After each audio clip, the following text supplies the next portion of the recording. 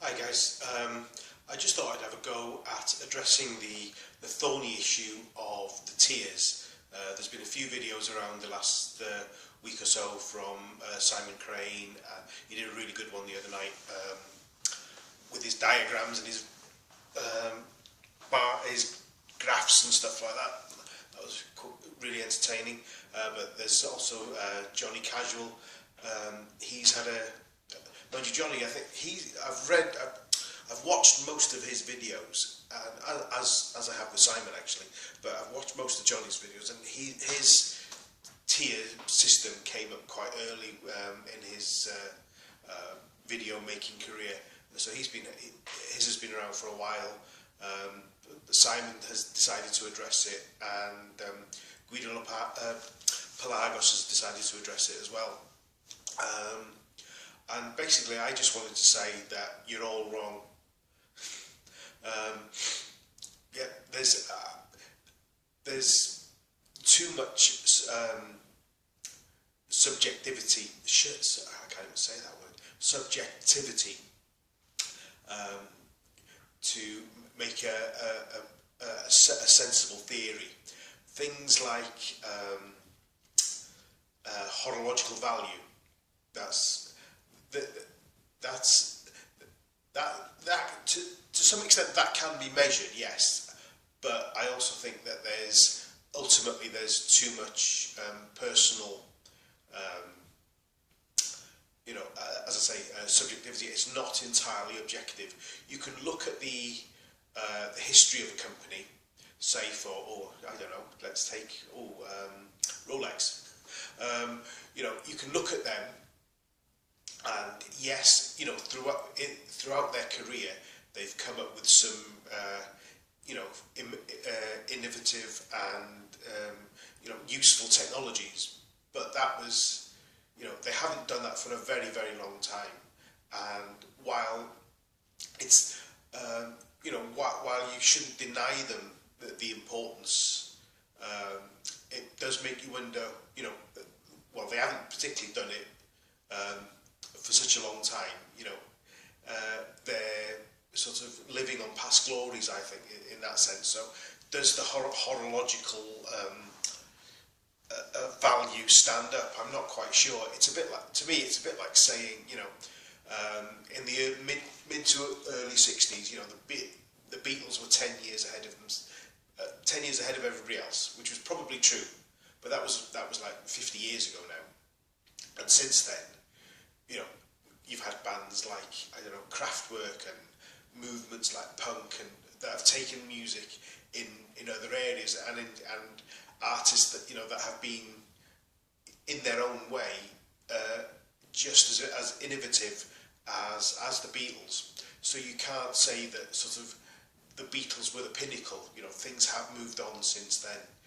If you're the sort of person that sort of does do that, some, and I will say some Rolex fans remind me of the sort of person that says, the Beatles were the best band ever.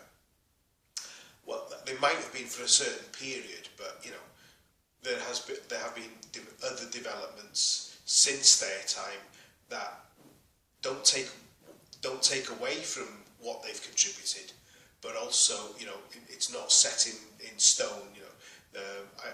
I think there are other bands and in our context other watches that are equally have equal horological value, and to some extent it's a bit like saying I like the Clash but I don't like the Sex Pistols or that sort of thing, or Jerry Lee Lewis was great but Elvis was a bit so it's a little bit like that, so that's one reason why I think that there's not much mileage in